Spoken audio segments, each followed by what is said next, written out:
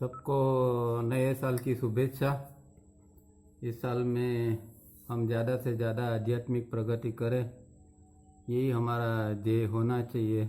और इसके प्रति जितना हम ज़्यादा से ज़्यादा जोर देके पूरे उत्साह के साथ अंदर की यात्रा करें, क्योंकि बहुत सालों तक हमने बाहर की यात्रा तो की है, अब समय आ गया है कि अंदर की यात्रा करें। तो इसके लिए ये ज़रूरी है कि इस साल हम और मेहनत करके और आगे बढ़े। इस शुभेच्छा के साथ प्रत्यार के चैप्टर देखते हैं।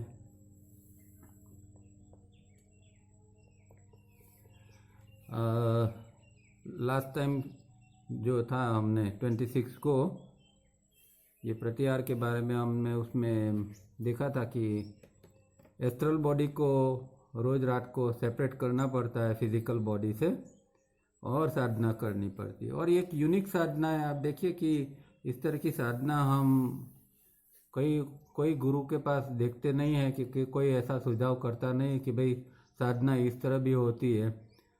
नॉर्मल कोर्स में जो लोग सब साधना करते हैं या करवाते हैं वो सब जागृति के बाद की साधना की बात करते हैं, मतलब कि दिन में या ब्रह्म मुहूर्त में उठकर साधना करने की बात होती है। पर ये तावरिया जी की सिस्टम में और तावरिया जी की जो बताई हुई जो प्रक्रिया है उसमें ये बहुत इम्पोर्टेंट साधना है। एक योग का सबसे बड़ा पड़ाव है कि उसके बाद में साधक को फिजिकल बॉडी को एस्ट्रल बॉडी को इवन फिजिकल से सेपरेट करना पड़ता है, और उसके द्वारा वो ब्रह्मांड में कहीं भी जा सकता है, घूम सकता है और ज्ञान पा सकता है। क्योंकि फर्स्ट हैंड नॉलेज प्राप्त करने का एक ही ये जरिया है। हम तो जो भी नॉलेज प्राप्त करते हैं या किताबों से या कोई गुरुओं से, कोई प्रवचन से, कभी भी हमें फर्स्ट हैंड नॉलेज नहीं मिलता है। फर्स्ट हैंड नॉलेज अंदर से ही मिल सकता है। और ये एक प्रक्रिया है कि जब सेपरेशन ऑफ बॉडी होता है तो वो ब्रह्मांड में कहीं भी जाकर कोई भी विद्या वो एस्ट्रल बॉडी सीख सकता है। और कोई ऐसे उस भूवलोक के अंदर कोई ऐसे ज्ञानी और ऐसे योगी होते हैं, वो भी हमें उस दौरान गाइडेंस देते हैं। और डिवाइन फ्रेगमेंट हमारा परम गुरु है हमारे साथ, उसका गाइडेंस तो हमें निरंतर मिलता ही है। और वो खास तो हमें एक सेफ करता है कि हम कोई ऐसी ब्रह्मांड में कोई ऐसी गलत जगह पर न पहुंच जाए कि जहाँ से वापस आना मुश्किल हो जाए, या कोई और नेगेटिव कोई तत्व हमें परेशान करे। क्योंकि हमें पता नहीं है एस्ट्रल वर्ल्ड का, पर जैसे ये फिजिकल में होता है वो सब का सब वहाँ ही भी होता है। वहाँ भी ऐसे कुछ दुष्ट आत्माएं होते हैं कि दूसरे जीवों को परेशान करने के लिए तैयार होते हैं। और इसको ही हमारे शास्त्र के अंदर असुर या दैत्य वगैरह कहा गया है सिंबॉलिकली। तो ये भूवलोक के ऐसे असुरी तत्व होते हैं जो कि फिजिकल बॉडी में नहीं होते हैं, पर ये एस्ट्रल में होते हैं। और कोई एस्ट्रल में इस तरह नया नया कोई ट्रैवलिंग करता है, उसको पूरा ज्ञान नहीं है या उसको कोई गुरु का मार्गदर्शन नहीं है, तो ऐसे कोई लोगों के शिकंजा में आ जाता है और परेशान हो जाता है। तो बहुत ज़रूरी है कि ये सब जो साधना है वो गुरु के मार्गदर्शन में, पहले तो जो बाह्य गुरु है उसके मार्गदर्शन में, और बाद में अंदर का गुरु जो है उसके मार्गदर्शन में ये सब क्रिया करनी पड़ती है। ये बहुत आवश्यक है। तो ये सब चीज़ें हमने last time separation of body के अंदर देखा था। अब आगे देखते हैं 283 का लास्ट पैरा।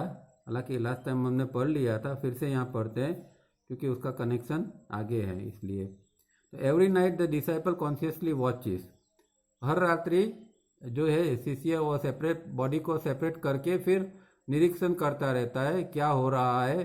क्योंकि वो नया नया साधक है, पहली बार, और अभी नया नया इसका बॉडी का इस तरह छूटने का प्रयोग हो रहा है, तो उसके अंदर एक बहुत प्रकार की जिज्ञासा होती है एक कुतूहल होता है, जैसे बच्चों के अंदर कैसी जिज्ञासा होती है इस तरह उसके अंदर भी होती है। तो वो सब वॉच करता रहता है और उसमें से सीखता भी रहता है। He separates his primary body from the secondary and leaving his physical under the care of his transcendental teacher, as if in deep sleep, actually in a state of clinical death, continues his night studies.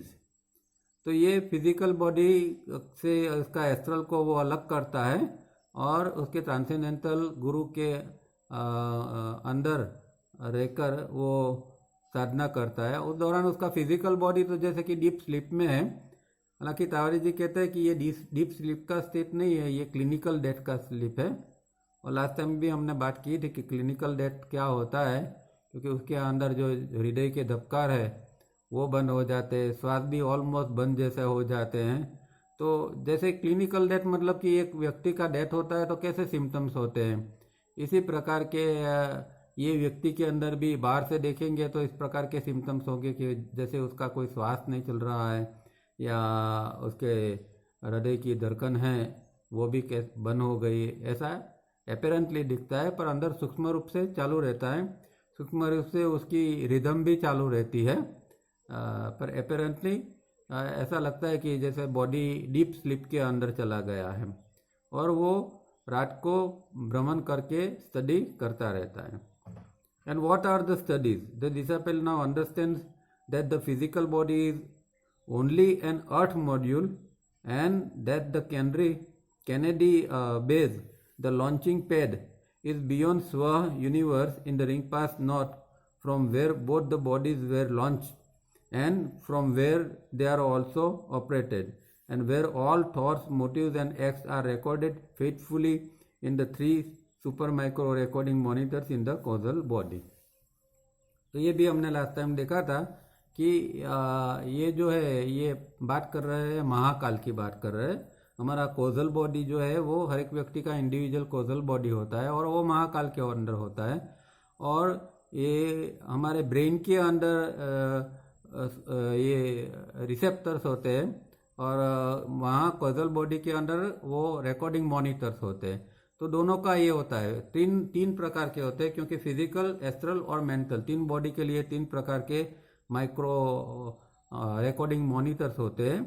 तो यहाँ इसका हेतु क्या है कि हम जो कर्म करते हैं वो कर्म की जो इम्प्रेशन है वो वहाँ नोट होती है, पर हर कर्म की नहीं होती है। जो कर्म गहरे होते हैं, जो कर्म इंटेंसिटी से हुए होते हैं, चाहे अच्छा है या बुरा, किसी प्रकार का भी कर्म है वो इंटेंसिटी से हुआ है, गलत हो या सही, तो उसका रिकॉर्डिंग जो है वहाँ हो जाता है और वो फिर दूसरा जन्म और अनेक जन्मों का कारण बन जाता है।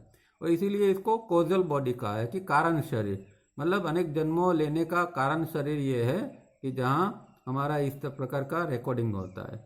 तो ये ब्रेन में उसके ये होते हैं रिसेप्टर्स और यहाँ वहाँ कॉजल बॉडी के अंदर वो वहाँ से वो रिकॉर्ड करके वहाँ इसका सेव करता है और फिर अनेक जन्मों के अंदर कौन से कर्म को भी रिडीम करना है, इस तरह यात्रा हर जन्म में हमारी होती रहती है।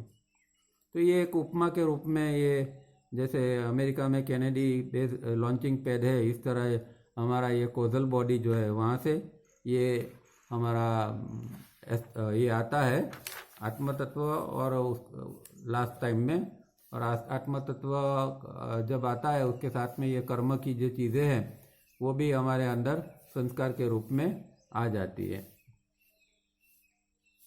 अब आगे देखते हैं 284 पर ऐसे, but in the case of the ordinary person on reaching this earth module forget it's main purpose of being a module only for research and scientific work and for fulfilling the only purpose that is redeeming, which should be completed in as few visits as possible, so as to return to the base for good. तो ये यहाँ body brain system को उन्होंने एक module के कहा है, जैसे कि मॉड्यूल मतलब यान, जैसे कि पृथ्वी के बाहर हम यान भेजते हैं चंद्र के ऊपर, मंगल के ऊपर और ग्रहों के ऊपर। इस तरह ये समझो कि हमारा एक यान है, बॉडी ब्रेन सिस्टम है, उसका कारण जो कॉजल बॉडी में है, उसके कारण जो कर्म की नियति के कारण हम यहाँ जन्म लेते हैं इस पृथ्वी के ऊपर। और इसका पर्पस एक ही है कि यहाँ आके एक्चुअली तो हमें साइंटिफिक वर्क करना है और रिसर्च करना है। साइंटिफिक वर्क और रिसर्च ये कोई बाहर की बात नहीं है, पर हमारे अंदर की। तो हमारे अंदर जो साधना है, जैसे हम देखते हैं कि भाई एस्ट्रल बॉडी के द्वारा हम क्या साधना करते हैं, तो वो एक रिसर्च और साइंटिफिक वर्क हमारा हो जाता है। और उसके द्वारा हमारा पर्पस जो रिडीमिंग का है, रिडीमिंग माने मुक्ति, तो धीरे धीरे धीरे हम जानते जाते हैं और इस चीज़ों से मुक्त होते जाते हैं। ये पर्पस है, और ये पर्पस के लिए ये मॉड्यूल को बार बार आना पड़ता है। पर ये मॉड्यूल भूल जाता है जब जन्म यहाँ लेता है, तो उसके बाद में वो भूल जाता है कि कौन से पर्पस से वो आया था। तो उसके बाद में तो फिर वो दुनिया की प्रवृत्ति में गुम हो जाता है, कुछ पता नहीं चलता। पर यहाँ कहते हैं कि ये रिडीमिंग के लिए उसको वो बार बार जन्म लेता है। तो जितनी जल्दी, जितनी even few visit of possible, तो कुछ जितनी जल्दी हो सके इतनी विजिट के अंदर हमें ये चीज़ को समाप्त करना है, ये रिडम्पशन कर देना है। बार बार लाखों जन्म लेने की कोई ज़रूरत नहीं है। पर जब तक हम जागते नहीं हैं तब हमारे लाखों जन्म तक जीना पड़ता है और मरना पड़ता है। अगर व्यक्ति जाग जाता है तो धीरे धीरे इसकी कुछ विजिट के अंदर ही फिर धीरे धीरे वो मुक्ति की ओर चला जाता है और एक दिन पूरा स्वतंत्र मुक्त हो जाता है। तो ये मॉड्यूल को याद रखना चाहिए। और ये यहाँ हमें बतावरिया जी बता रहा है कि भाई हम एज ए मॉड्यूल या बॉडी ब्रेन सिस्टम, ये हमें याद रखना है कि हम आए हैं रिडम्पशन के लिए, न कि यहाँ मौज मजा और भोग उपभोग के अंदर हम घुस जाएं और जीवन को इस तरह हम बर्बाद कर दें। तो ये नहीं होना चाहिए। कम से कम जिसका कोई लक्ष्य साधना का है और मुक्ति का है, इन लोगों के लिए तो ये पर्पस रिडम्पशन का खास ध्यान में रखना चाहिए। Instead the module settles here on earth under the impression that this is home, and when time after time it is recalled, that is that, and time after time it is sent back, mane birth, the module instead of working out its main purpose starts a philosophy of its own tale of woe, transitoriness, frustration and misery in which it has to live, not realizing that if it were not a work incessantly on the purpose, then at very step it will be met with frustration, a natural way of redeeming, natural way of reminding till it works out the purpose and fulfills it. यहाँ एक ही इसमें बहुत लंबी बात कर दी है। तो पहली बात ये है कि ये मॉड्यूल यहाँ आता है और वो भूल जाता है कि उसका पर्पस क्या है, और इसीलिए उसको बार बार उसका जन्म लेना पड़ता है और बार बार शरीर का मृत्यु होता रहता है। पर प्रॉब्लम क्या है कि यहाँ आने के बाद काम करने के बजाय वो फिलोसॉफी करने लगता है। और फिलोसॉफी क्या है कि टेल ऑफ वो, मतलब दुर्भाग्य, अपने दुर्भाग्य की बात। हम देखते हैं कई लोगों को सुनते हैं, अपने दुर्भाग्य की बात ही करते रहते हैं, मेरे जीवन में ये तकलीफ हुई, ये हुआ, वो हुआ। तो लोग इस तरह की बातों में उलझ जाते हैं। या फिर ट्रांजिटरीनेस माने कि क्षणभंगुरता जो है, उसके बारे में कोई फिलोसॉफी करता रहे, जीवन क्या है, ये तो क्षणभंगुर है, आज आए कल गए। तो ऐसी क्षणभंगुर पर उसका उपयोग नहीं करते कि भाई चलो क्षणभंगुर है तो इसका उपयोग तो कर लो, उसे मुक्त तो हो जाओ। वो नहीं करेंगे, ऐसी फिलोसॉफी करने में मशगूल हो जाएंगे या फ्रस्ट्रेट हो जाएंगे और फिर मिजरी, दुख के अंदर व्यक्ति चले जाएंगे। तो इस तरह का आदमी अपने आप के ऊपर काम करने के बजाय इस तरह की फिलोसॉफी करता रहता है। हालांकि उसको अखंड काम करना पड़ता है। जो पर्पस है या जो रिडम्पशन का जो हेतु है, उसके लिए उसको कंटिन्यूअसली हार्ड वर्क करना पड़ता है, वो नहीं करता है।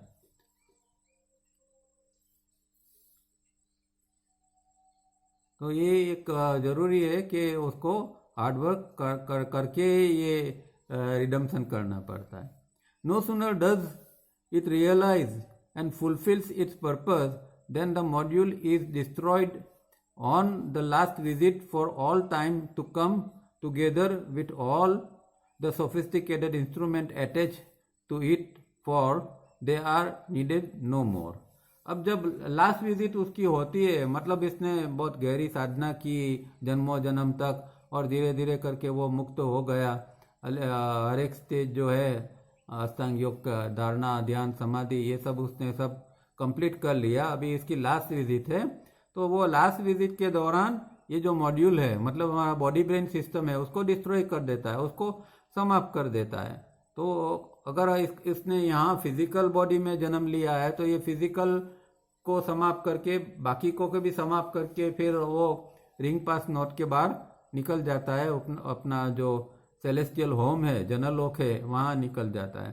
और उसके साथ में ये बॉडी ब्रेन सिस्टम के अंदर जो सोफिस्टिकेटेड इंस्ट्रूमेंट है, मतलब physical body, astral body, mental body, उसके ब्रेन वगैरह जो कुछ भी है, इंद्रियां है, चित्त है, प्राण है, सबको समाप्त कर देता है. और फिर वो रिंग पास नोट के बाहर निकल जाता है. क्योंकि अभी उसको जन्म ही नहीं लेना है, तो ये कोई चीज़ों की, न शरीर की ज़रूरत है, न मन की ज़रूरत है, न इंद्रियों की ज़रूरत है, किसी चीज़ की ज़रूरत नहीं है. इसलिए फिर वो लास्ट जन्म के अंदर इन सबको समाप्त करके बाहर निकल जाता है. द फर्स्ट ट्रू रिलीज और मुक्ति from physical birth and death is thus obtained. तो इस तरह ये फिजिकल बर्थ में आना जाना, या मानो कि फिजिकल बर्थ में आने की भी जरूरत नहीं है, वो शायद एस्ट्रल में या वो मेंटल में है, और वहाँ से साधना करते करते वो लास्ट स्टेज के पर मुक्ति पर जाता है. तो जो कुछ बाकी बचा है उसको समाप्त कर देना पड़ता है. और कहते हैं कि वो उसको समाप्त करने के लिए अंतिम बार प्रचंड ओमकार का उच्चारण करता है. और ओम जो है उसके इतने प्रचंड वाइब्रेशंस उत्पन्न होते हैं कि वो वाइब्रेशन के द्वारा ये तीनों शरीरों का विघटन हो जाता है. तो एक ये विधि है, ये कोई जानता नहीं है, मतलब कि ये तावरिया जी ने बताया है, पर किस तरह लास्ट टाइम में विघटन करना है ये कोई और बुक में दिखाया नहीं गया है. पर ये तावरिया जी कहते थे कि लास्ट टाइम पर वो ओमकार का प्रचंड नाद करता है, और वो नाद इतना भयंकर होता है, इतना उसका कंपन होता है कि पूरा के पूरा बॉडी ब्रेन सिस्टम जो है विघटित हो जाती है. तो इस तरह ये सबको छोड़ के फिर बाहर निकल जाता है. During this initial period of refinement, when the individual is at the stage of diagram 3A and is progressing to 3B, every night after detaching the primary body from the secondary, the disciple learns all that is necessary. तो प्रत्याहार हम जानते कि भाई प्रत्याहार का stage को तावरिया जी 3A का स्टेज कहते थे, क्योंकि डायग्राम जो 5 है उसमें से पहला तो हम जानते हैं 2482 का है, दूसरा 5221 नॉन एस्टैब्लिश, और तीसरा जो 3A है वो 5221 एस्टैब्लिश, या इसको 3A प्रत्याहार का भी स्टेज कहा जाता है. तो प्रत्याहार के स्टेज में अभी उसने जो यात्रा शुरू की है, तो जितना जितना इसका रिफाइनमेंट होता जाएगा, जितनी शुद्धि होती जाएगी, इतना धीरे धीरे करके वो 3B के स्टेज की ओर जाएगा.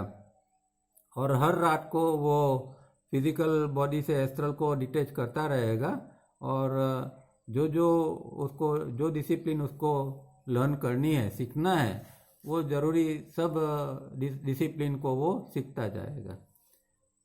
This daily detachment induces and brings about non attachment of all senses from the sense organs. That is an actual state of detachment from all worldly things and people, for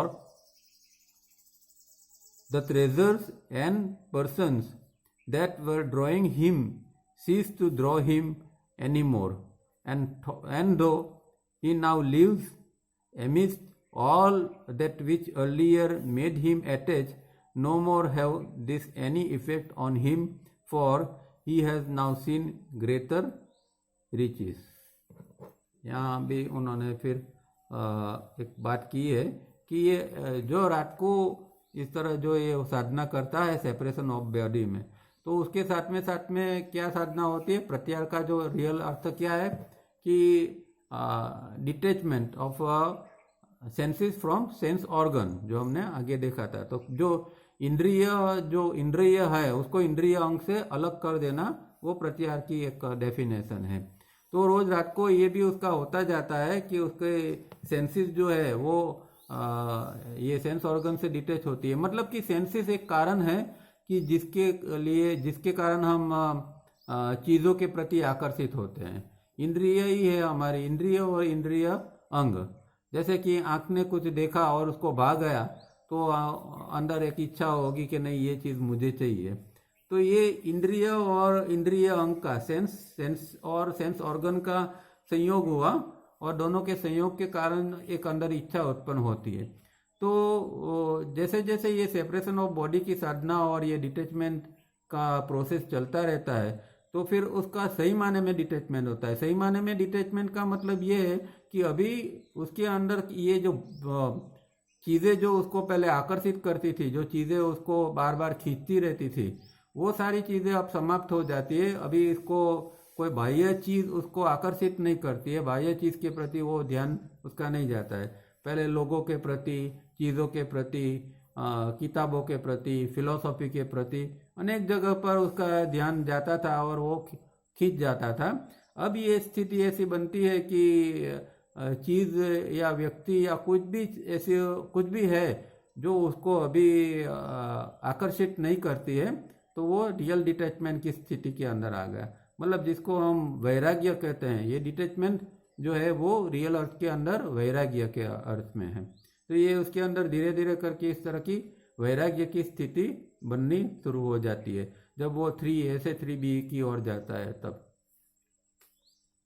और क्यों इसको ये भौतिक चीज़ों का आकर्षण नहीं होता है, क्योंकि उसने बहुत यहाँ का ग्रेटर रीच शब्द यूज़ किया है। मतलब उसने इतना सारा बहुत ऊंची ऊंची चीज़ें देख ली है। क्योंकि देखिए ये भूलोक जो है जिसके अंदर हमें इतना आकर्षण होता है और हम चीज़ों के प्रति आकर्षित होते हैं, उससे कई गुना ज़्यादा फैसिनेटेड, ज़्यादा आकर्षित, ज़्यादा ध्यान खींचने वाला जगत है वो भूलोक है।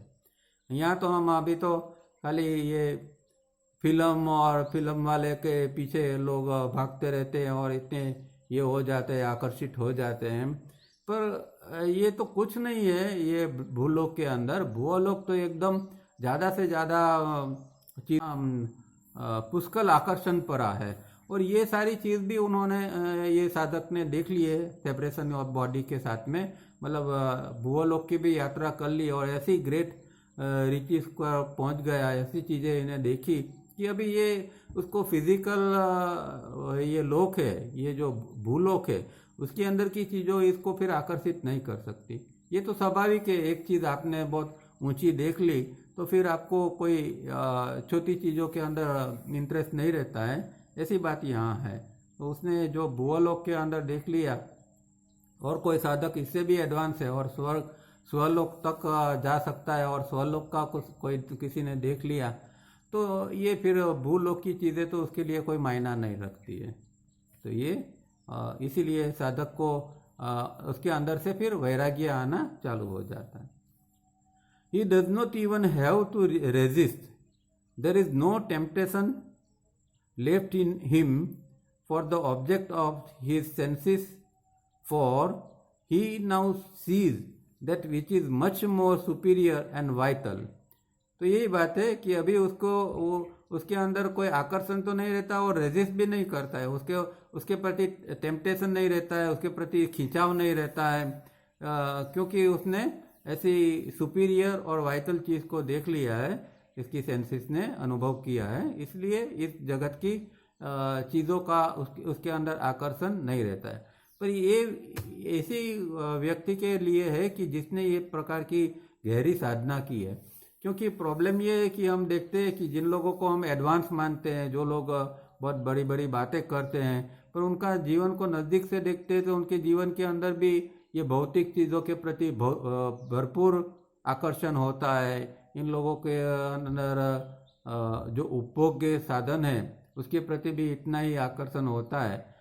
तो ये एक कारण है कि सही मायने में साधना की है और वो 3B का स्टेज तक गया है तो ही ये अंदर से इस तरह का डिटैचमेंट आएगा, नहीं तो फिर उसकी व्यक्ति की इंद्रिया जो है वो इंद्रिय के विषय के प्रति भागती ही रहेगी। Understanding grows each night, contentment is his lot and his mind therefore is at peace. अब हर रात उसका ज्ञान भी बढ़ता जाता है और ज्ञान बढ़ता है तो उसके साथ में उसकी अंडरस्टैंडिंग भी बढ़ती जाती है। तो बहुत इम्पोर्टेंट बात ये है कि अंडरस्टैंडिंग बढ़नी चाहिए, क्योंकि अंडरस्टैंडिंग जो है वो अंडरस्टैंडिंग द्वारा फिर उसको दिन भर में जो जीना है, क्योंकि रात को साधना करता है दिन भर में, तो क्योंकि यहाँ तारजय ने पहले ही स्पष्ट किया है कि भाई ये तो गृहस्थ को की साधना है, मतलब व्यक्ति गृहस्थी है, दिन भर में कामकाज करता रहता है और रात को सोकर इस प्रकार की साधना करता है। अब जब वो रात को इस प्रकार की साधना तो कर लेता है तो उसमें से जो अंडरस्टैंडिंग आती है वो उसके जो जीवन है, दिनचर्या है, उसके अंदर उसको उपयोग करना पड़ता है। तो वो हर रात उसकी अंडरस्टैंडिंग बढ़ती है। कंटेंटमेंट, उसको अंदर संतोष अब आता रहता है, उसे लगता है एक संतोष का भाव आ जाता है उसके अंदर। अभी वो कोई और इच्छाएं नहीं रहती है, ये प्राप्त कर लूँ वो प्राप्त कर लूँ, वो संतोष से जीने लगता है और इसी कारण उसका माइंड जो है वो एकदम पीस के अंदर शांति को ग्रहण करके रह सकता है। तो कितनी बड़ी बात होती है अगर कोई व्यक्ति 3B के स्टेज पर तक पहुंच जाता है, 1 जन्म में या 5 जन्म में या 10 जन्म में भी, तो एक बहुत बड़ी उपलब्धि हो जाती है। इस जीवन का जो आकर्षण है वही खत्म हो जाता है, पर वो जीता है क्योंकि उसके अंदर एक जो ड्यूटी की जो सेंस है वो भी इतनी पावरफुल है। वो व्यक्ति गृहस्थी है तो फिर ऐसा नहीं है कि भाई अभी तो मुझे कोई ज़रूरत नहीं है, मैं सबको छोड़ के जा रहा हूँ, ऐसी स्थिति नहीं होती है। उसके अंदर एक जिसको कहते हैं सेंस ऑफ रिस्पॉन्सिबिलिटी, वो भी इतनी तीव्र होती है, तो वो उसके अंदर कंटेंटमेंट है, सब कुछ है, फिर भी वो संसार में ही रहता है और अपने फैमिली, अपने जो कुटुंब है उसके साथ रहता है और उनके लिए जो उसकी फर्ज है वो भी वो निभाता रहता है। We are of the opinion that the episode of Mara tempting Buddha and Satan tempting Christ are absolutely false stories all built up.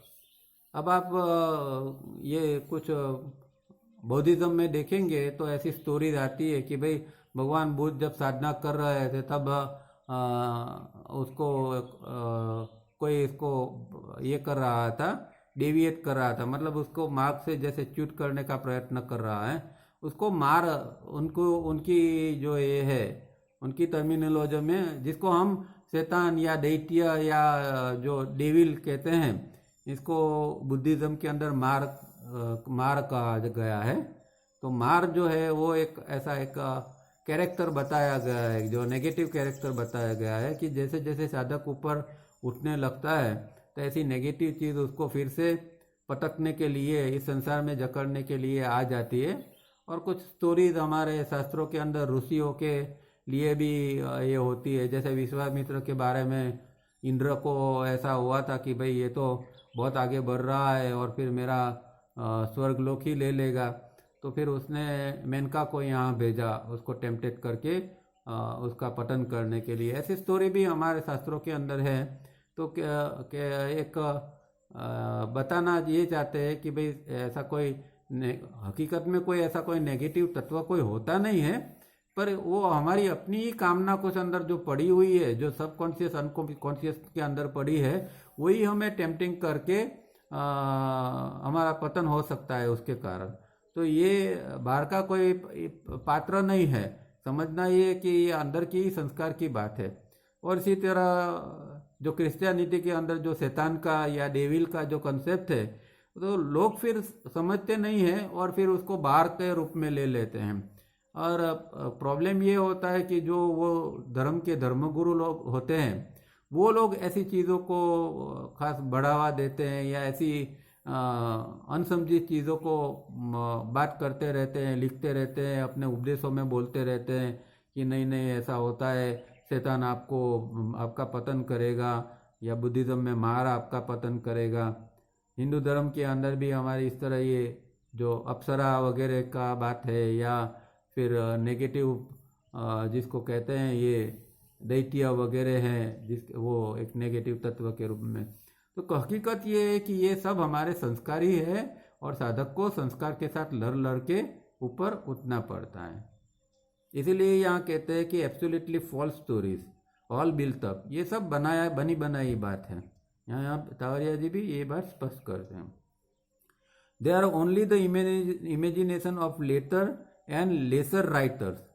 ये जो है वो एक कल्पना है। किसकी कल्पना है? जो बाद में जो बुद्ध हो गए या क्राइस्ट हो गए उसने तो ये बताया नहीं है, वो तो एक अच्छी स्थिति के ऊपर थे, इसलिए उनका तो कोई प्रश्न नहीं है। पर प्रॉब्लम ये जो फॉलोअर्स होते हैं या बाद में जो धर्मगुरु होते हैं, पुरोहित पादरी जो बन जाते हैं, वो लोग फिर ऐसी नासमझी की बात करते रहते हैं और जो अधूरे जो लेखक होते हैं, लेसर राइटर्स, ऐसे लोग ऐसी बातें करते रहते हैं।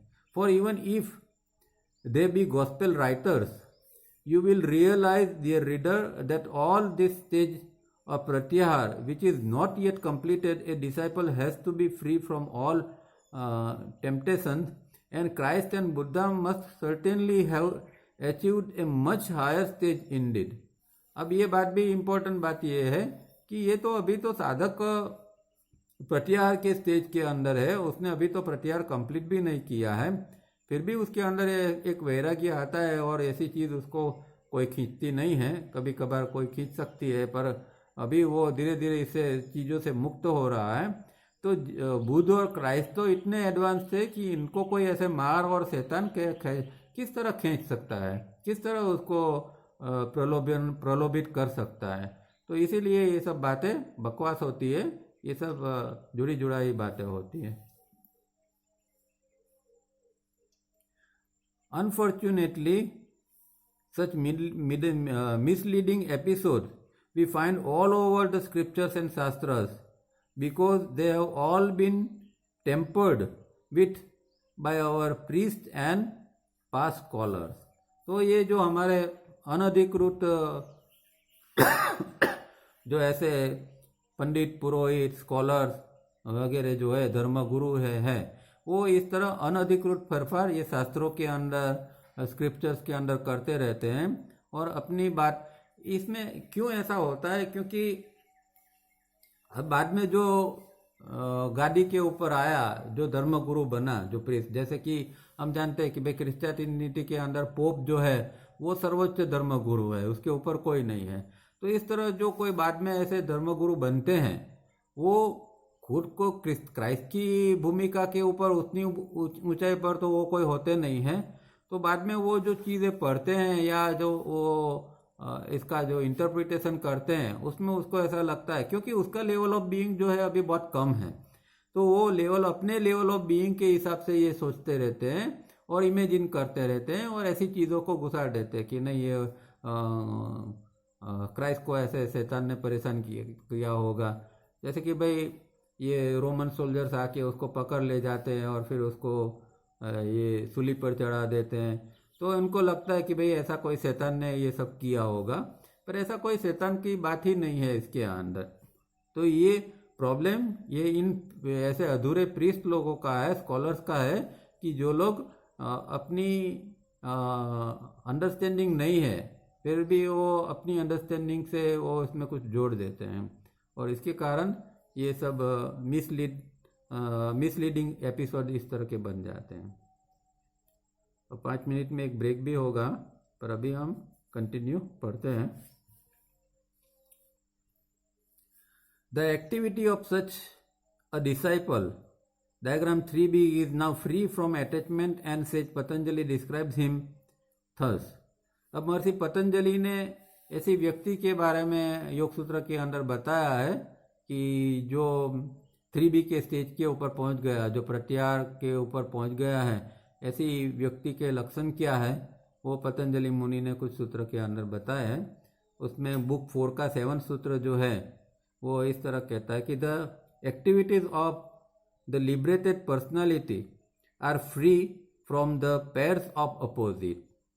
पेयर्स ऑफ अपोजिट माने द्वंद्व। द्वंद्व जो है, जो दो चीज है, पेयर्स ऑफ अपोजिट मतलब सुख और दुख जो आमने सामने है ना, जो अपोजिट है, उसको शास्त्र में द्वंद्व कहते हैं। तो दो चीज जो है उससे वो अभी मुक्त हो रहा है, जैसे कि सुख दुख है, ठंडी गर्मी है, इस तरह की जो पेयर्स होती है, बहुत सारी शारीरिक और मानसिक स्तर की जो पेयर्स होती है, वो सारी चीज़ें जो है उससे वो साधक जो है अभी 3B के ऊपर पहुंचा है, वो इन चीज़ों से द्वंद्वों से वो मुक्त होता जाता है। उसके मन के अंदर कोई द्वंद्व नहीं रहता। वो सुख है तो भी वो खुश है, दुख है तो भी वो सुख है, वो ठंडी में भी खुश है, गर्मी में भी खुश है, उसकी कोई कंप्लेन ही नहीं है। उसको कुछ लगता ही नहीं कि मुझे कुछ कम मिल रहा है या मुझे कोई शॉर्टेज है। ऐसी स्थिति उसकी बहुत बढ़िया स्थिति हो जाती है। Those of other people refer diagram 1 and 2 are of 3 kind. अब जो 1 और 2 का जैसे हम देखा ना कि भाई 2482 और 5221 वाले जो है अनएस्टैब्लिश, वो जो लोग है वो 3 कर्मों के 3 काइंड, मतलब कि 3 कर्म जो है वो 3 कर्म के प्रकार के लोग होते हैं। और 3 प्रकार के कर्म क्या है, जो सत्वगुण से बनता है, जो रजोगुण से बनता है और तमोगुण से बनते हैं। ये 3 प्रकार के, पर वो जो है 3B वाला वो इनसे भी ऊपर की यात्रा में है। इसके आगे का सूत्र जो है वो बुक 4 सूत्र number 8, from this 3 kinds of karma emerge those forms which are necessary for the fruition of effect, that is birth and death। अब ये जो है वो 3 प्रकार के जो कर्म है, चाहे वो रजोगुण के और तमोगुण के कर्म तो ऐसे है ही कि जो जन्म और मृत्यु के कारण बनते हैं, पर सत्वगुण के कर्म है वो भी जन्म और मृत्यु के कारण बनता है। ऐसा नहीं है कि भाई हमने सत्वगुण जो है वो साधक के लिए उपयोगी है, पर अंत में तो सत्वगुण खुद भी एक बंधन है। वो मानो कि एक सोने की बेड़ी जैसा है, सोने की चेन जैसा है कि जो आदमी को बांध के रखता है। तो वो जो रियल साधक है और जिसको मुक्त होना है, वो तो वो तीनों गुणों से सत्व रजस तमस से ऊपर उठ जाता है। इसलिए यहाँ कहा है कि ये जो 3 प्रकार के गुण है या 3 प्रकार के जो कर्म है, उससे जो उत्पत्ति होती है वो बर्थ और डेथ की होती है। जो फ्रूट उसका मिलता है वो बर्थ और डेथ का मिलता रहता है। और आगे और सूत्र है बुक 2 सूत्र 15, to the illuminated man all existence in the 3 worlds is considered pain owing to the activities of gunas. Their activity is threefold, producing consequences, anxieties and subliminal impressions। अब ये जो है वो जो इल्यूमिनेटेड मैन है, मतलब कि वो एक ज्ञानी है या मुक्तात्मा जैसा है, एनलाइटन पर्सन है, उसको तीनों लोक की चीज़ों जो है वो उसके अंदर वो दुख को देखता है। और जैसे भगवान बुद्ध का आप पूरा ये टीचिंग देख लोगे तो उसके अंदर आप यही पाओगे कि भाई उसने हर लेवल के ऊपर दुख को बताया है कि भाई कोई भी लेवल है, व्यक्ति को कहीं से भी कुछ भी प्रकार का दुख आ सकता है। फिर से जुड़ते हैं।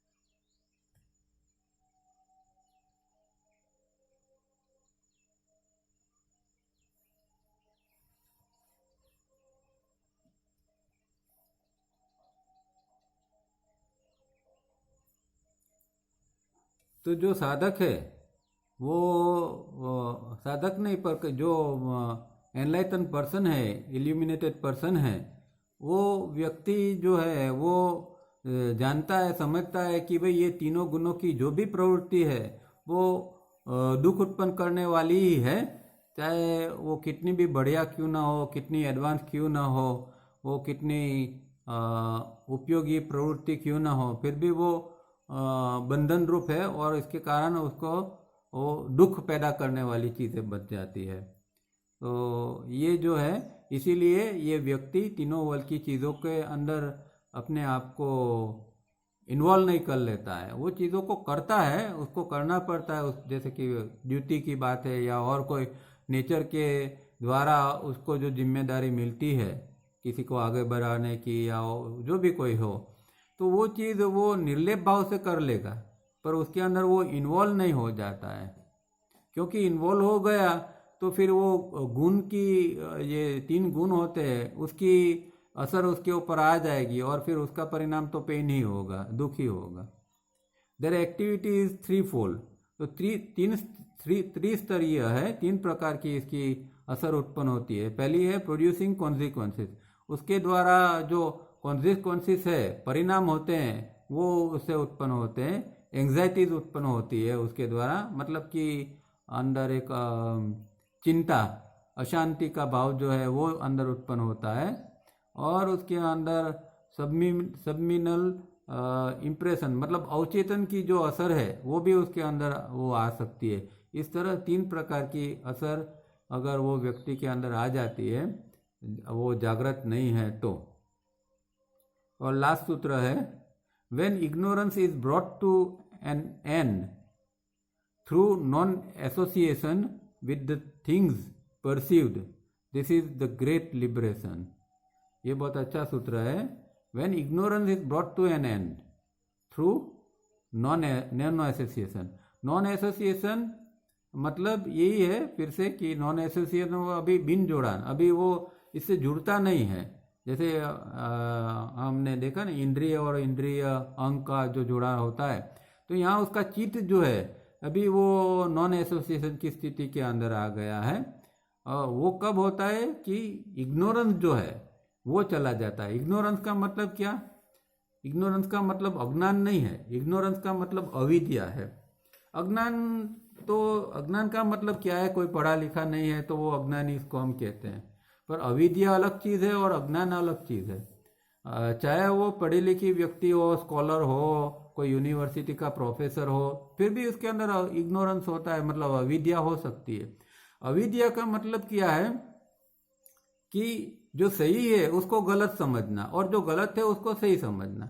जैसे कि ये संसार की चीज़ है, वो आफ्टर ऑल तो चाहे गलत नहीं है फिर भी वो ट्रू नहीं है, ट्रूथ नहीं है वो, पर हम इसको ट्रूथ मान लेते हैं और जो ट्रूथ है उसको हम मानते ही नहीं हैं।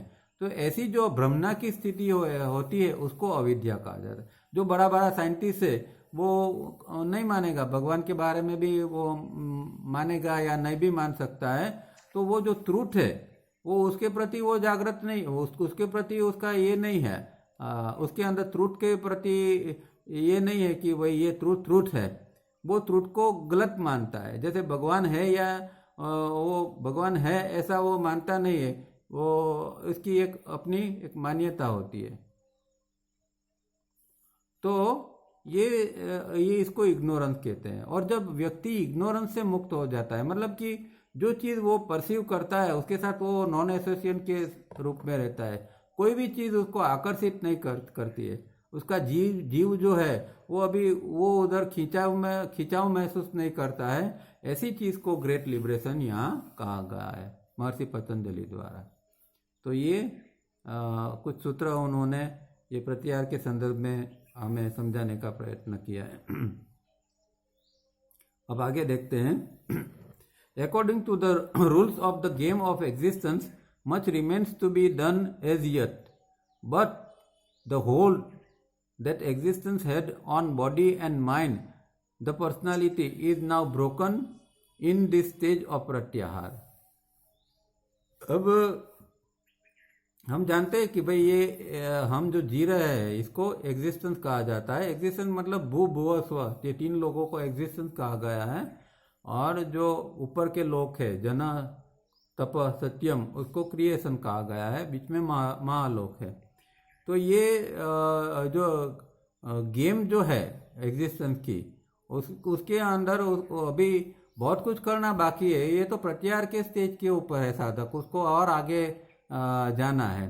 पर उसके अंदर जो अभी जो ये एक पकड़ होती है, उसके अंदर जो बॉडी माइंड के प्रति पर्सनालिटी, इसके प्रति जो पकड़ है वो उसकी प्रत्यार के स्टेज में टूटती जाती है।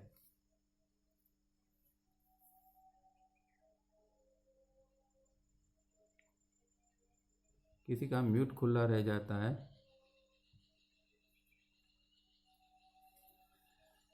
तो इस तरह साधक के अंदर अभी बहुत कुछ काम करना बाकी है। फिर भी वो इतनी अच्छी स्थिति है कि अभी वो बॉडी माइंड की और जो पर्सनालिटी है, इसके ऊपर उसकी जो पहले जो पकड़ थी, पकड़ माने कि जैसे कि अभी हमारी स्थिति क्या है कि अब हमारा शरीर है तो हमारे लिए हमारा शरीर ही प्रमुख है। हमारे अंदर भाव है, भाव के अंदर ग्रिप है, एक होल्ड है, वो होल टूटता जाता है। अभी इसके ऊपर होल नहीं रहेगा, वो उससे मुक्त होता जाएगा। Non attachment has set in naturally, not by denying और गिविंग अप और बाय अननेचुरल पायसनेस। अब ये व्यक्ति जो है जिसके अंदर ये नॉन अटैचमेंट, जो वैराग्य का भाव बढ़ रहा है, वो एकदम नेचुरल फॉर्म में बढ़ रहा है। उसको कोई वो आर्टिफिशियली या कुछ दमन करके नहीं ये किया है, नेचुरल फॉर्म के अंदर बढ़ रहा है। और उसको जो कुछ मिल रहा है उसका वो इनकार भी नहीं करता कि उसको छोड़ भी नहीं देता है। जैसे कि भाई कहते थे कि भगवान बुद्ध जब भिक्षा मांगने के लिए निकलते थे तो भिक्षा में जो मिलता था वो स्वीकार कर लेते थे, उसकी कोई चॉइस नहीं थी। तो इस तरह का एक कोई डिनाइंग फैक्टर ही नहीं रहता है हर चीज़ के अंदर। वो व्यक्ति के अंदर एक एक्सेप्टेंस का भाव हमेशा रहता है।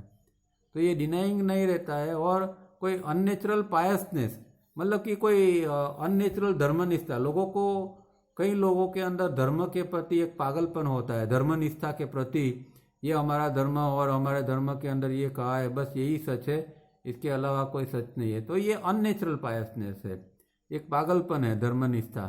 तो इस प्रकार की धर्मनिष्ठा का भी कोई मतलब नहीं है। और जब नॉन अटैचमेंट रियल में आता है तो इस तरह की अननेचुरल पायसनेस है वो भी छूटती जाती है। The object of the world simply ceases to attract him though he now lives amidst them, for he has seen and experienced things far superior। तो आगे की बात फिर यहाँ रिपीट करते हैं कि अभी कोई व्यक्ति यहाँ तीनों लोग की कोई चीज़ उसको आकर्षित तो नहीं करती है, क्योंकि उसका कारण ये है कि इसने बहुत सुपीरियर चीज़ें देख ली है, बहुत और गहरा अनुभव भूभुव का बहुत गहरा अनुभव किया है। ऐसी ऐसी उम्दा चीज़ें उसने देखी है, इसकी वजह से इस जगत की चीज़ों का भी उसके अंदर आकर्षण नहीं रहता है। अब फिर एक कोटेशन है, can earthly things seem important to him who is acquainted with the whole of eternity and the magnitude of the universe। जो ऐसी व्यक्ति है कि जिसने ये एक ऐसी स्थिति बन गई, ऐसी व्यक्ति के जिसने ये पूरी इटर्निटी देख ली और यूनिवर्स का मैग्नीट्यूड जो है, जो पूरा विश्व जो विस्तार है, पूरे यूनिवर्स का जो विस्तार है, पूरा यूनिवर्स मतलब देख लिया, भूभुव स्व देख लिया। इसके लिए कोई ऐसी असली चीज़ बाकी है कि जो उसको खींचे रहेगी, उसको आकर्षित करेगी? तो ऐसा संभव नहीं है। कहने का मतलब कि जिसने ऐसी उम्दा चीज़ें देखी है उसके लिए ऐसी कोई चीज़ बाकी नहीं रह जाती है कि भाई अभी इस पृथ्वी की कोई चीज़ उसको आकर्षित करे। Our purpose is not merely to be sinless but to be gods. ये बहुत बड़ा वाक्य है कि हमें खाली पाप, देखो धर्म के अंदर क्या बताता है कि आप पाप मुक्त हो जाओ, अच्छे कर्म करो, यहाँ क्या कहते हैं, our purpose is not merely to be sinless. पाप मुक्त होना इतना काफी नहीं है, पर टू बी गॉड, मतलब कि परमात्मा की कक्षा के हमें बन जाना है। जो परमात्मा है, भगवान है, उसकी जो कक्षा है वहां तक हमें जाना है। ये सिनलेस तो कोई आदमी हो सकता है भाई, इस पृथ्वी के ऊपर कोई ऐसा अच्छा कर्म करे और पाप कर्म से बचता रहे, इसका मतलब ये नहीं कि वो भगवान की कक्षा में आ गया। तो सिनलेस तो एक लोअर स्थिति है। इससे ऊपर की जो स्थिति है, भगवान के अनुरूप स्थिति है, भगवान जैसी स्थिति। इसीलिए शास्त्र में 4 प्रकार की मुक्ति भी बताई है। इसमें एक सायुज्य, सारूप्य, इस तरह की है। सारूप्य मतलब कि भगवान के जैसा इसका रूप हो गया, जैसा भगवान है बस ऐसा। सायुज्य मतलब यूज मतलब जोड़ना, तो भगवान के साथ वो व्यक्ति जुड़ गया है। और इस तरह की 4 प्रकार की मुक्ति बताई है। उसके अंदर ये लक्षण बताया कि अभी वो भगवान जैसा हो गया। In chapter 2 of the Gita, this stage of pratyahara or non-attachment that comes as a natural consequence to one who has progressed methodically is contrast thus with people who are not yet biologically complete and live as per diagram 1 and 2. यहाँ एक गीता का quotation उन्होंने लिया है कि ये प्रत्याहार या नॉन अटैचमेंट की स्थिति, वैराग्य की या ये इंद्रिय निग्रह की स्थिति को बताता है कि जो स्थिति व्यक्ति ने मेथोडिकली साधना करके प्राप्त की है। ये बहुत जरूरी है कि साधना हमारी मेथोडिकली होनी चाहिए। सेपरेशन ऑफ बॉडी भी जो है वो मेथोडिकली होना चाहिए। आगे भी हमने बात की थी कि भाई कई लोग को एक्सीडेंटली सेपरेशन ऑफ बॉडी हो जाता है, वो नहीं, वो कोई काम का नहीं है। मेथोडिकली उसको बॉडी को सेपरेट करना आना चाहिए और बॉडी को वापस भी लाने के आना चाहिए। तो ये जो है सब मेथोडिकल साधना है और साइंटिफिक साधना है। इस तरह इसको प्रोग्रेस जो है उसका मेथोडिकल होना चाहिए।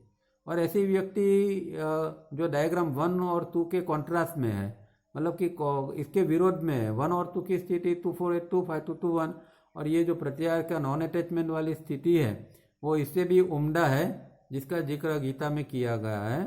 तो गीता क्या कहती है उसके लिए, the object of sense turn away from him who is एब्स्टेमियस।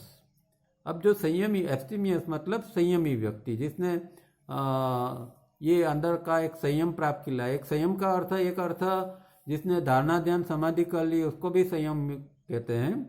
Patanjali मुनि ने संयम शब्द जो यूज किया है वो है इसके धारणा ध्यान समाधि जब एक साथ में करते हैं उसको संयम कहा जाता है, जिसको तावरिया जी मेडिटेटिव एटीट्यूड भी कहते थे। तो ये एक संयम की, पर यहाँ तो प्रत्याहार की स्थिति है। तो यहाँ एक संयम मतलब कि इसके अंदर एक संयम आ गया है ऐसी व्यक्ति की जो ये नॉन अटैचमेंट की स्थिति के अंदर है, वो संयम की स्थिति है।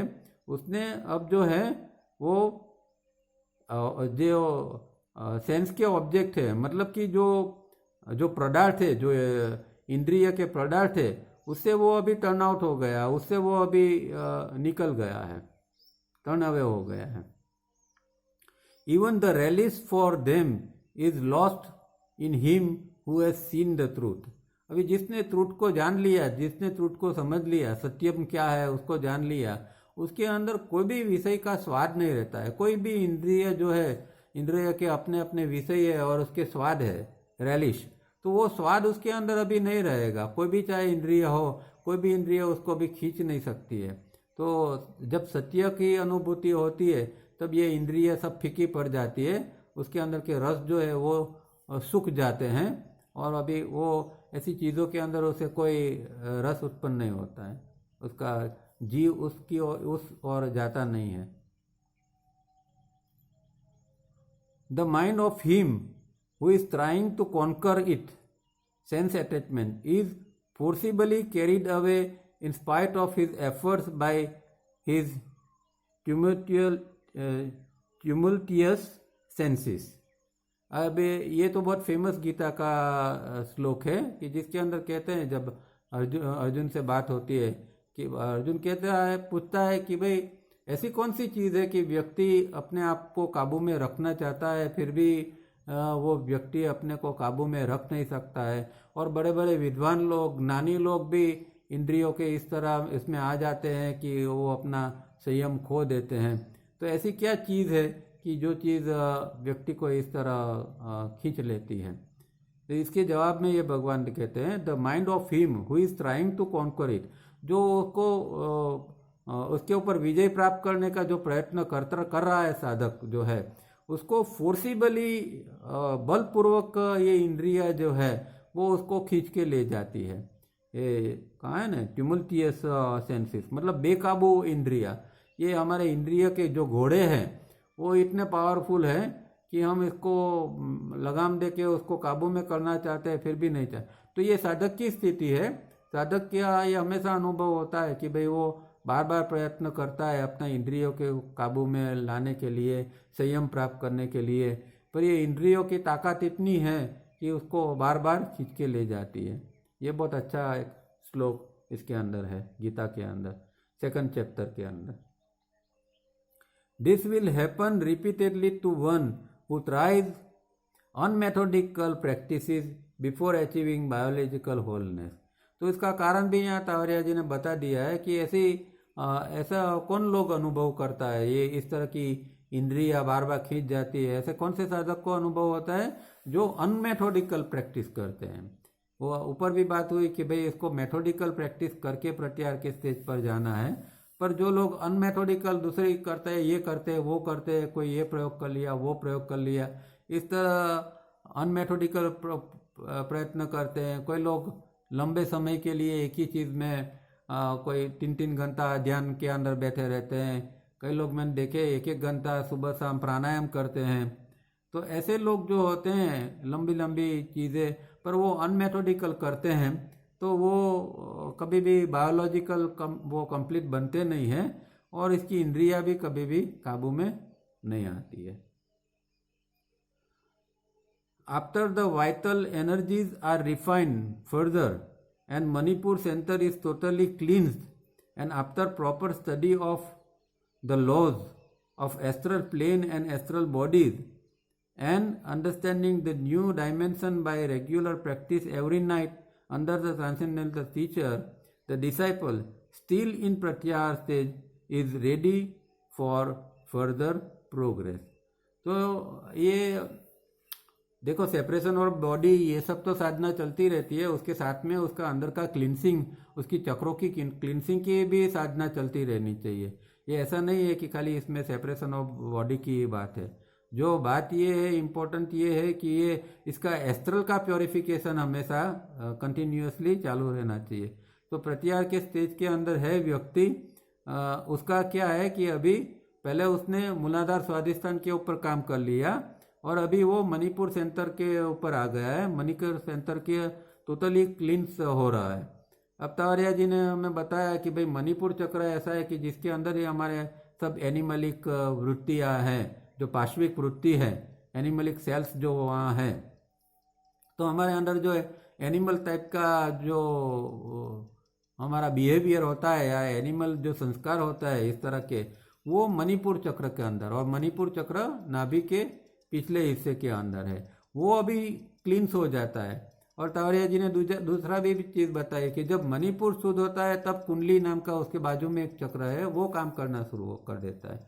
तो अभी ये साधक जो इस तरह प्रत्याहार की स्थिति में है, जिसने मणिपुर के ऊपर इतना काम कर लिया और उसने एनिमल टाइप के जो सेल्स को क्लींस कर लिए, उसके अंदर अभी कुंडली चक्र चालू हो गया, और अभी वो व्यक्ति कभी भी नेगेटिविटी में नहीं पड़ेगा, क्योंकि नेगेटिविटी का कारण ही मणिपुर चक्र और उसके संस्कार या उसकी वृत्ति है। वो एक बार साफ हो जाती है और कुंडली चक्र काम करना चालू हो जाता है। अब उसके लिए ये मुमकिन नहीं है कि वो कभी भी नेगेटिविटी के अंदर आ जाए। तो एक पहली अचीवमेंट तो उसको ये होती है। उसके बाद में जो एस्ट्रल प्लेन है, मतलब एस्ट्रल वर्ल्ड का जो पार्ट है, जो भूलोक का जो पार्ट है, और उसका एस्ट्रल बॉडीज है, उसके बारे में उसकी अंडरस्टैंडिंग जो है वो नई नई बनती जाती है, क्योंकि वो हर रात वो अपने ट्रांसेंडेंटल टीचर के गाइडेंस के अंदर वो रात में प्रैक्टिस करता रहता है सेपरेशन ऑफ बॉडी की, और उसके द्वारा उसको एस्ट्रल वर्ल्ड का पूरा परिचय होता है, अलग अलग एस्ट्रल बॉडीज़ क्या है, क्योंकि हो सकता है कि एस्ट्रल ट्रैवलिंग के अंदर करते समय उसको दूसरे भी एस्ट्रल बॉडी इसी तरह के मिल जाए, तो बहुत अलग अलग नए नए अनुभव होते हैं, अलग अलग डायमेंशन में उसकी प्रैक्टिस इस तरह रेगुलर चलती रहती है। और ये प्रत्याहार के स्टेज में है, फिर भी वो काफ़ी एडवांस साधक बन जाता है। देखो, ये प्रत्याहार का स्टेज इतना गहरा और इतना एडवांस स्टेज है कि आप पूरे आध्यात्म जगत में ढूंढ के भी इस तरह के प्रत्याहार के साधक को ढूंढने जाओगे तो भी आपको कोई ज़्यादा नहीं मिलेगा। शायद इस पृथ्वी के ऊपर भी कुछ गिने गिनाई प्रत्याहार है। मैं धारणा ध्यान समाधि की तो बात ही नहीं हम कर रहा है, हम खाली ये प्रत्याहार की स्थिति की बात कर रहे हैं। ये स्थिति भी इतनी ऊंची है कि इस प्रकार की स्थिति के साधक भी आपको इस पृथ्वी के ऊपर बहुत बहुत कम मिलेंगे। और हो सकता है जो लोग आजकल के गुरु है उसमें से भी कोई का ये प्रत्याहार के सही माने में वो कोई स्थिति के ऊपर है कि ये भी कहना एक बहुत मुश्किल है। तो ये प्रत्याहार इस तरह का इतना एडवांस स्टेज है, ये हमें खास ध्यान में रखना है। और साधक के लिए बहुत बहुत उपयोगी ध्यान वगैरह तो ठीक है, इसके पहले ये प्रत्याहार की जो स्थिति अंदर बन जाए वो बहुत ज़रूरी है। पर अनफॉर्चुनेटली जो अष्टांग योग के द्वारा या अष्टांग योग से इसका अभ्यास नहीं करते हैं, वो लोग सीधी ध्यान की बात करते हैं और फिर कहीं जाके रुक जाते हैं। पर पहले ये प्रत्याहार की स्थिति को अंदर से निर्माण करना पड़ता है, डिटैचमेंट की अंदर स्थिति आनी चाहिए, फिर आगे जाके कोई भी साधना होगी तो अभी वो डेविएट नहीं होगा, वो अभी लक्ष्य से परे नहीं हो जाएगा, वो लक्ष्य के प्रति कंटिन्यूस रहेगा। तो यहाँ हम रुकते हैं, आगे का अभ्यास नेक्स्ट वीक में करेंगे और आगे देखेंगे। आज बहुत सारी चीज़ें हमने इसके अंदर से नई नई जानी है। आप भी जितना हो सके इतना अभ्यास करिए और ये सोचिए कि किस तरह हम प्रत्याहार के ऊपर पहुंच जाए, कि क्या किया जाए, कि हम कैसे किस तरह हम साधना इंटेंसिटी से करें कि एक बार प्रत्याहार तक हम पहुंच जाए। चाहे प्रत्याहार का एकदम इनिशियल स्टेज क्यों ना हो, तो वहाँ तक एक छू तो ले कम से कम प्रत्याहार में इस जीवन के अंदर। तो किस तरह ये हो सकता है, इसके बारे में आप सोचिए और नए साल में प्रयत्न भी करिए। हमारी शुभकामनाएं हैं और हम सब पर तावरिया जी के आशीर्वाद भी है, तो हम अवश्य कुछ कर सकते हैं। तो यहाँ रीडिंग समाप्त करते हैं। किसी को कोई प्रश्न है तो पूछ सकते हैं।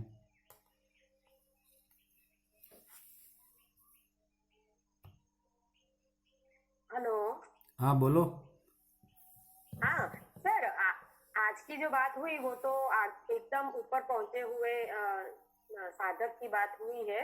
हाँ लेकिन हम जो है ये आपने जो बोला कि भूलोक में जो आकर्षित होते हैं हम किसी भी चीज से, हम जो इंद्रिया हमारी, तो वो तो हमारे खुद के ही पिछले जन्मों के गहरे संस्कार की वजह से हो सकता है ना। बिल्कुल बिल्कुल, उसकी वजह से ही हो सकता है, पर हमें उसको तोड़ना है। और ये प्रत्याहार की स्थिति या प्रत्याहार की साधना, उसका साइंटिफिक मेथड ही यही है कि इंद्रिय और इंद्रिय का विषय ये दोनों मिलते हैं। जैसे कि मेरी आंख से मैंने एक अच्छी गाड़ी देख ली तो मेरे अंदर एक इच्छा हो गई कि मेरे पास भी ऐसी गाड़ी हो। तो ये इंद्रिय और इंद्रिय अंग का संगम हुआ, बरोबर है। अब साधना यही करनी है, ये साइंटिफिक साधना यही है कि ये दो चीज़ों को किस तरह अलग किया जाए। अगर दो चीज़ों को अलग किया जाएगा तो फिर मेरा मन कभी भी वो गाय के प्रति आकर्षित ही नहीं होगा। पर क्योंकि अभी तो ये सब संस्कार पड़े हैं, तो बार बार ऐसी चीज़ों, कोई भी चीज़ मैं देखूंगा तो हो सकता है उसके प्रति मुझे आकर्षण क्रिएट हो जाए। ये साधना ही ये है। तो पहले तो प्रत्याहार तक तो पहुंचना ही पड़ेगा, तब जाके हम ऐसी चीज़ों से, ऐसे संस्कार से मुक्त हो पाएंगे। ठीक है, okay sir, thank you. Okay. और किसी को कोई प्रश्न?